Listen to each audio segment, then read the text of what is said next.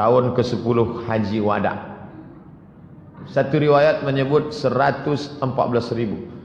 Tapi riwayat ini menyebut, coba lihat, arba'ah wa arba'un alfan minan nas. Mi'at 100, arba'ah wa arba'un 44.000, 144.000 jamaah. Disitulah Nabi menyampaikan khutbah haji wada. Ini isi khutbah haji wada. Haji wada. Saat itu ada satu ucapan Nabi yang terucap. Apa kata Nabi? Inni la adri, aku tak tahu. La'alli la alqakum, mungkin aku tak akan jumpa lagi dengan kalian. Ba'da ami haza, setelah tahun ini. Bihadzal mauqif, di tempat ini, abadan. Nabi naik ke atas Jabal Rahmah. Sahabat berkeliling, jumlahnya 144.000 menurut riwayat ini. Menurut Imam Abu Zur'ah, semua sahabat Nabi 114.000. Wallahu a'lam bishawab. Yang jelas mereka banyak. Ada ucapan Nabi yang diingat sahabat setelah meninggal. Inni la adri, aku tak tahu. La alqakum ba'da ami, mungkin kita setelah ini tak jumpa lagi. Memang betul-betul tak jumpa. Itulah haji terakhir. Maka disebut dengan haji wada. Wada, selamat tinggal, habis. Bulan Safar tahun ke-11 Nabi pergi ke Bukit Uhud. Haji Zulhijjah, Muharram, Safar. Bulan Safar pergi dia ke Bukit Uhud. Fasalla ala syuhada, dia mendoakan yang ada di Bukit Uhud. Allahumma ighfir lahum warhamhum. Kal muwaddi, seperti orang mau pergi jauh. Lil ahya, pada orang yang hidup dan yang mati. Seperti selamat tinggal ya, selamat tinggal. Tsumman sarafa ilal mimbar, setelah pulang dari Bukit Uhud, dia naik ke atas mimbar. Apa kata dia? Inni fardul lakum. Naik ke atas mimbar, aku siap memberikan syafaat untuk kamu kalian. Wa ana syahid, aku nanti akan menjadi saksi. Wa inni wallahi, saat dia di atas mimbar itu, nanti bapak, ibu, adik-adik yang pergi umrah, tengok mimbar di mihrab Nabi, di sampingnya ada mimbar. Disitulah Nabi tegak. Apa kata Nabi? Wa inni, dan aku wallahi demi Allah, la anzur ila haudi, aku sekarang melihat telaga. Tak masuk akal. Dia kan sedang tegak di mimbar. Kata dia, aku sekarang sedang melihat telaga. Dia sedang berada dalam dua dimensi. Telaga padang mahsyar. Itulah yang disebut dengan telaga Muhammad. Siapa yang minum di situ tak akan haus untuk selamanya. Mudah-mudahan kita mendapatkannya insyaallah. Amin ya Allah. Wa inni u'titu mafatih khazainul ardh. Aku sudah diberikan kunci-kunci segala muka bumi ini. Mafatihul ardh. Wa inni wallahi ma akhafu alaikum an tusyriku ba'di. Aku tak khawatir kalian syirik. Aku tak pernah khawatir kalian syirik sesudah aku mati. Lalu yang dikhawatirkannya apa? Walakinni akhafu alaikum an tanafasu fiha. Yang aku khawatirkan adalah kalian memperebutkan dunia. Betul. Yang dia ucapkan ini bukan bohong, bukan dongeng. Kalian menguasai dunia. Islam menguasai dunia. Mana yang tak dikuasai Islam? Sekarang orang-orang Islam sudah sampai, bahkan bisa menjadi wali kota di Eropa. Orang Islam menguasai Konstantinopel, dikuasai. Nampaknya saat dia berada di situ, dia bisa melihat bahwa Konstantinopel akan dikuasai Islam, Mesir akan dikuasai Islam. Padahal saat itu belum.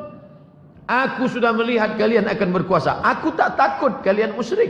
Yang ku khawatirkan adalah kalian akan berebut dunia. Malamnya dia pergi ke Baqi. Bulan Safar ini. Wa kharaja lailah, malamnya dia pergi ke Baqi. Ini pemakaman Baqi. Apa kata dia? Assalamualaikum ya ahlal maqabir. Liyahna lakum ma asbahtum fih. Assalamualaikum wahai penghuni kubur, semoga kalian merasakan lebih ringan daripada yang dirasakan orang lain. Fitnah-fitnah telah datang seperti sepotong malam yang gelap, yang akhirnya mengiringi yang awal, yang akhir nanti jauh lebih buruk daripada yang awal. Fitnah Abu Jahal, fitnah Abu Lahab, fitnah kafir, fitnah. Tapi yang di akhir nanti lebih mengerikan. Dia sudah bercerita bahwa kita akan mengalami perkara-perkara yang lebih dahsyat, yang luar biasa. Apa kata dia? Inna bikum lahiqun, insyaallah kami menyusul kamu. Siangnya pergi dia ke Uhud, malamnya pergi dia ke Baqi ziarah. Senin 29 Safar. Pada tanggal 29 Safar Nabi mengantar jenazah ke pemakaman Baqi. Dalam perjalanan pulang sakit kepalanya. Falamma raja'a, ketika pulang wa huwa fit tariq aqadau sudah sakit kepala. Wattaqadil hararah, panasnya tinggi, suhu panasnya naik. Sampai panasnya terasa di atas kepala. Di bantal itu kalau dia duduk terasa panas, saking panasnya suhu badan Nabi sallallahu alaihi wasallam. Tapi Nabi tetap salat selama sakitnya itu berjamaah 11 hari. Tetap salat berjamaah. Panas pun tubuhnya, tetap dia datang salat berjamaah. Salat berjamaah, salat berjamaah, salat berjamaah. Pekan terakhir sakitnya makin menjadi-jadi. Rasulullah dibawa ke rumah Aisyah. Dibawa ke rumah Aisyah, dipapah oleh Fadl bin Abbas dan Ali bin Abi Thalib. Keduanya sama-sama sepupunya. Fadl anak Abbas, Ali dibopong, dibapah karena dia tak bisa berjalan. Kemudian Aisyah membacakan Al-Falaq, dibacakannya An-Nas, dibacakannya ayat-ayat doa-doa, kemudian ditiupkannya ke tubuh Nabi, kemudian ditiupkan ke tapak tangan Nabi. Itu maka kalau ada keluarga kita sakit, Fatihah, Qul Falaq, Qul Huwallah, Qul Falaq, Qul Nas, tiupkan ke tapak tangan, diusapkan ke wajah, ke kepala, ke badan. Aisyah mengambil tangan Nabi, Aisyah membaca, ditiupkannya ke tapak tangan Nabi untuk mengambil barokah. Roja al-barokah, mengharapkan barokah dari tapak tangan Nabi sallallahu alaihi wasallam. Hari Rabu 7 Rabiul Awal. Suhu panas Nabi makin tinggi. Rasul sallallahu alaihi wasallam pingsan. Fashtaddal waja' wa ghumiya, dia pingsan. Kemudian ketika dia sadar, dia minta tolong siramkan air. Mereka siramkan 7 qirab, 7 qirbah. Tempat air waktu itu bukan ember, qirbah, kulit kambing yang dijahit diisi air. Siramkan 7 qirbah sampai turun. Kemudian dia keluar dari kamar. Keluar dari kamar, setelah merasa ringan beliau pergi ke masjid, duduk di atas mimbar. Hari Rabu, Kamis, Jumat, Sabtu, Ahad, Senin. Inilah terakhir dia duduk di atas mimbar. Duduk dia di atas mimbar. Apa kata dia waktu di atas mimbar itu? Inilah yang dia ucapkan. Kata Nabi sallallahu alaihi wasallam, "Ayyuhan nas, wahai manusia, la'anallahu al-yahud wan nasara. La'natullahu al-yahud 'alal yahud wan nasara. La'natullahi 'alal yahud wan nasara." Allah melaknat Yahudi dan Nasrani. Ittakhadhu qubur anbiya'ihim masajid, karena mereka meratakan kubur nabi-nabi mereka, dibuatkan kuil di atas. Nabi tak ingin makamnya diratakan lalu dijadikan kuil di atas, lalu sholat di atasnya, dan itu tak terwujud sampai sekarang. Adapun yang sekarang makamnya dikasih tembok, tak ada satupun orang yang sujud di atas makam Nabi. Ini dalil yang melarang, tak boleh. Lalu apa kata Nabi? La tattakhidhu qabri wasanan yu'bad. Jangan kalian jadikan kuburku menjadi berhala yang disembah. Jangan kalian jadikan kuburku menjadi berhala yang disembah. Kemudian dia masih tetap di atas mimbar, masih hari Rabu itu. Apa kata Nabi? Man kuntu jaladtu lahu zahran. Siapa yang pundaknya pernah kucambuk. Sahabat sedang duduk semua, 5 hari lagi menjelang meninggal. Man kuntu jaladtu lahu zahran. Siapa yang pundaknya pernah kucambuk, fa hadza zahri, ini pundakku. Falyastaqit minhu, silakan cambuk. Wa man kuntu syatamtu lahu irdan. Siapa yang pernah tersinggung karena cakapku, kasar cakapku, tersinggung perasaannya, waktu aku mau mencambuk kuda, mau mencambuk unta, dia ada di balik, kena pundaknya, sakit, dia tersinggung, dia mau balas. Semua sahabat dia, tak ada satu pun membalas. Balaslah, ini harga diriku, balaslah. Tak ada yang balas. Kemudian Nabi turun dari mimbar, dia salat zuhur. Kemudian setelah itu selesai salat zuhur, dia naik lagi ke atas. Kemudian ketika dia sedang duduk di atas mimbar, datang seorang laki-laki. Apa kata laki-laki itu? Inna li indaka thalatha darahim. Ya Rasulullah, engkau ada utang 3 dirham. Waktu mencambuk tak ada yang mau mencambuk, tapi masalah duit ingat mereka. Ya Rasulullah, ada hutang 3 dirham. Kebetulan Fadl terus bersama Nabi, karena Fadl tempat Nabi. Yang Nabi tak bisa berjalan. Fadl dengan Ali. Apa kata Nabi kepada Fadl? Fadl, idfa' ya Fadl. A'tihi ya Fadl. A'tihi, bayarkan Fadl. Jangan sampai di akhirat. Tengok, Nabi tak ingin mati dalam keadaan berhutang. Nabi tak ingin menganiaya orang. 5 hari, Rabu, Kamis, Jumat, Sabtu, Ahad, Senin. Kamis 7 Rabiul Awal. Nabi masih memimpin solat, sakit, panas, demam, tapi masih solat maghrib berjamaah. Waktu itu ayat yang dibacanya solat Al-Mursalat. Saat solat Isya, sakit makin keras. Beliau tak dapat keluar memimpin solat Isya. Habis maghrib, pulang ke rumah. Jarak dari mimbar Nabi ke rumah Nabi 22 meter. Karena dia di kamar Aisyah. 22 meter. Isya dia tak bisa datang.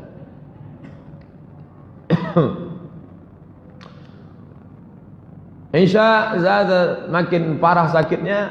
Aisyah, Nabi berkata, "Oh salat nas?" Ditanyanya Aisyah sama apakah mereka sudah salat? Kata sahabat, "Belum ya Rasulullah." Wa hum yantaziruna. Salat Isya waktu itu sahabat tak salat Isya. Mereka menunggu engkau ya Rasulullah.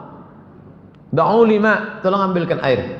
Badannya lemas, dia minta ambilkan air. Mereka bawakan air, faghtasala, mandi dia. Dia mau pergi, tapi ketika mau pergi fa'ughmiya, pingsan. Tak jadi dia salat Isya.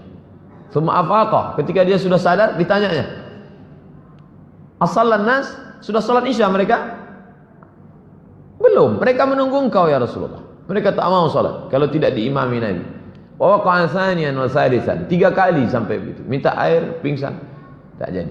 Sampai akhirnya inilah pertama kali Abu Bakar memimpin salat. Salat yang pertama kali dipimpin Abu Bakar adalah salat Isya. Pada hari Kamis 7 Rabiul Awal. Abu Bakar, aku nampaknya tak bisa, engkaulah salat. Tertunda lama salat Isya sampai tengah malam, maka Abu Bakarlah yang memimpin salat. Abu Bakar memimpin salat sebanyak 17 kali. Isya hari Kamis sampai subuh hari Senin. Karena Nabi meninggalnya duha menjelang zuhur. Kamis, Isya, Jumat, Sabtu, Ahad, Senin. Dihitung total 17 kali salat. Hari Sabtu 10 Rabiul Awal. Nabi mau keluar untuk salat zuhur. Tetap juga dia mau salat berjamaah. Ini salat berjamaah ini memang tak ada tawar menawar. Dari awal salat berjamaah. Padahal Abu Bakar sudah ditugaskannya, tetap juga dia datang. Falamma ra'ahu Abu Bakar salat zuhur hari Sabtu, ketika Abu Bakar melihat Nabi datang, Abu Bakar ingin mundur ke depan. Nabi mengatakan, "Tidak, tetap engkau Abu Bakar." Lalu kemudian Nabi mengatakan, "Ajlisani ila jambih." Dudukkan aku di samping Abu Bakar. Tetap dia salat dan duduk di samping Abu Bakar Siddiq. Hari Sabtu. Hari Ahad. Rabu, Kamis, Jumat, Sabtu, Ahad. Hari Ahad 11 Rabiul Awal. Hari Ahad itu semua di budak-budak hamba saya dibebas ini. Bebas. Kalian bebas. Tak lagi jadi budak hari ini, bebas. Kemudian ada uang dia 6 atau 7 dananir.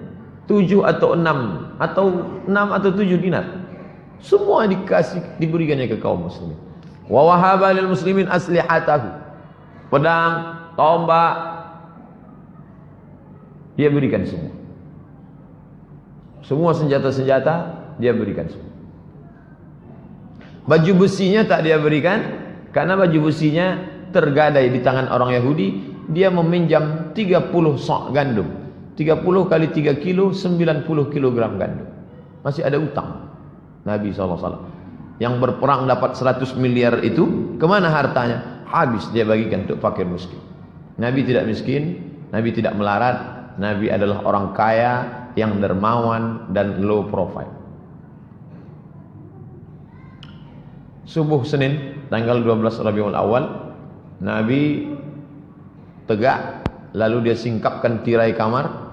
Di sini posisi imam, di sini posisi mimbar, di situ posisi kamar Nabi. Lalu Nabi membukakan tirai. Dia tengok kaum muslimin mau salat subuh. Kasyafa satra hujra Aisyah, dia buka tirai kamar Aisyah. Dia tengok mereka mau salat subuh. Summa tabassam, senyum dia. Senyum dia melihat sahabat sujud. Lalu kemudian mereka menyangka Nabi akan ikut solat bersama mereka. Karena mereka melihat Nabi tegak, nampaknya Nabi akan ikut solat. Tapi kemudian rupanya Rasul memberi aba-aba dengan tangannya pertanda, lanjutkan solat kalian. Dia tak bisa tegak, dia tak bisa untuk berjalan ikut solat. Lanjutkan solat. Dia solat di kamar. Lalu kemudian Rasul SAW balik menutup tirai. Subuh hari Senin Nabi tidak solat bersama sahabat, tapi dia solat di kamar Aisyah. Waktu duha Nabi memanggil Fatimah. Dia panggilnya Fatimah. Lalu kemudian dia berbisik di telinga Fatimah. Fatimah tersenyum. Bisiknya pertama, Fatimah menangis. Bisiknya, Fatimah tersenyum. Aisyah bertanya, apa yang dibisikkannya Fatimah? Sarani, tadi dia berbisik. Fa akhbarani, dia katakan, anni awwalu ahlihi yattabi'u.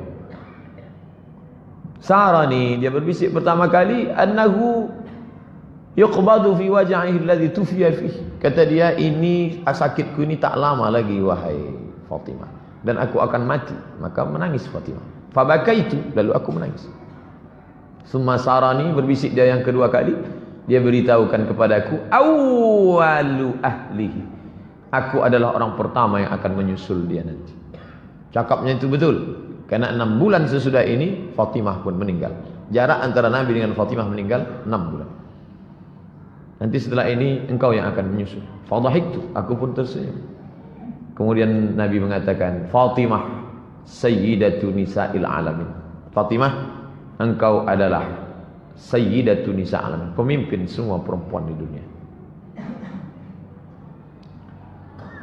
Lalu kemudian Fatimah menengok Nabi sangat sakit. Maka Fatimah mengatakan, wa qarab abah, oh alangkah sakitnya ayahanda. Apa kata Nabi? Laisa ala abika kurabun ba'dal yaum. Setelah hari ini tak akan ada sakit lagi Fatimah. Ini hanya sakit yang terakhir Fatimah. Setelah ini tak ada sakit lagi. Kemudian Nabi memanggil Hasan, panggilnya Husain, faqabbalahuma, dipeluknya Husain, diciumnya Hasan, diciumnya Husain, wa awsa bihima khairan, sampaikannya berita pesan yang baik-baik. Wada'a azwajahu, kemudian dia sampaikan nasihat-nasihat yang baik-baik. Sakit Rasulullah SAW semakin parah. Lalu kemudian kata Nabi kepada Aisyah, apa kata dia?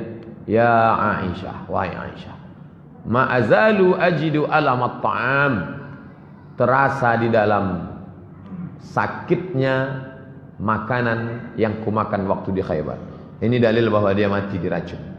Yang meracunnya adalah Zainab, istri Salam bin Mishkam. Aisyah, aku merasakan sakitnya. Sampai hari ini kurasakan. Fahadha awan, inilah masanya. Wajadtu inqita'a abhuri, aku merasakan terputusnya uratku disebabkan oleh racun itu. Terputus uratku disebabkan oleh racun itu. Lalu kemudian ditutupkan kain penutup ke wajah Nabi. Ketika dia pingsan ditutup kain ke wajahnya. Ketika dia sadar dibukakannya kain penutup itu. Apa yang dia katakan? La'natullah 'alal yahud wan nasara. Allah melaknat Yahudi dan Nasrani.